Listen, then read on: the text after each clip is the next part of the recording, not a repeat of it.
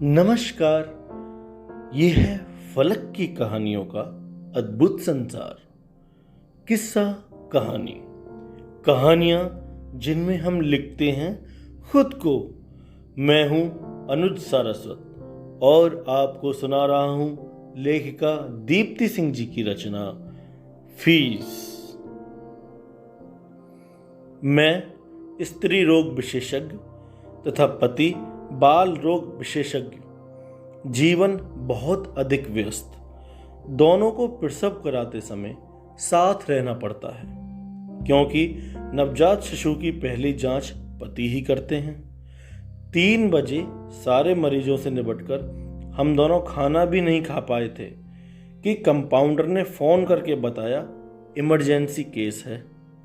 नीचे उतरकर देखा, एक ग्रामीण वृद्ध दंपत्ति अपने बेटे बहू के साथ हताश खड़े हैं। जाहिर था बहू का प्रसव होना था। वृद्ध हाथ जोड़कर एक सांस में बोले, शहर के सारे डॉक्टर से मिल लिए, आपका ही नाम सुझा रहे हैं। बहू के पेट में 3 बालक हैं।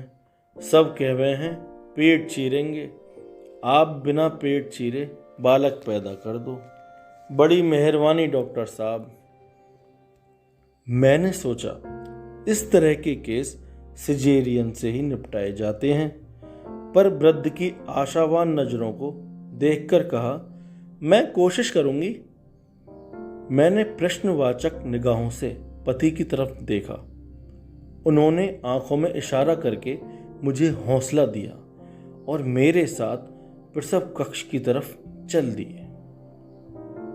मैं पति के साथ जी तोड़ प्रयास के बाद सामान्य प्रसव कराने में सफल रही। इस सफलता से हम दोनों बहुत खुश थे। नवजात शिशुओं की जांच के बाद प्रफुल्लित दोनों बाहर आए। प्रतीक्षारत वृद्ध दंपत्ति को खुश होते हुए बताया कि आपकी बहू ठीक है, नॉर्मल डिलीवरी हुई है, 3 बेटियां हैं।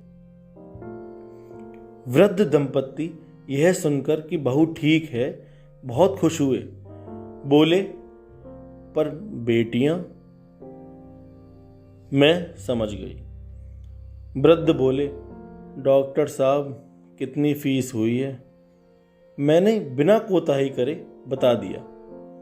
वृद्ध ने फीस सुनकर कहा, डॉक्टर साहब 1 पोती पहले है, 3 और हो गई।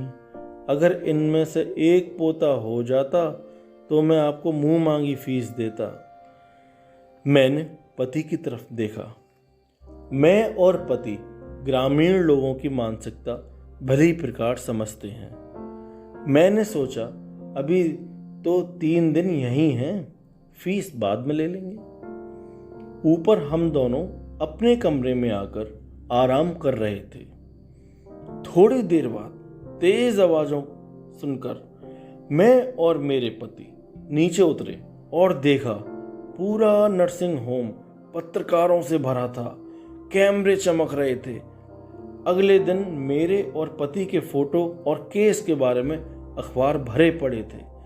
फोन पर बधाइयाँ और घर पर मिलने वालों का तांता लगा हुआ था।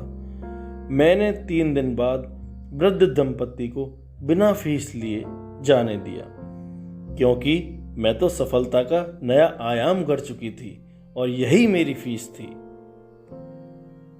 ये कहानी इतनी ही। अभी आप सुन रहे थे अनुज सारस्वत की आवाज में लेखिका दीप्ति सिंह जी की रचना। ये है फलक का चैनल किस्सा कहानी। फिर मिलते हैं एक नई कहानी के साथ। और हाँ, इस चैनल को लाइक और सब्सक्राइब करके अपना भरपूर प्यार दीजिए। बहुत बहुत धन्यवाद।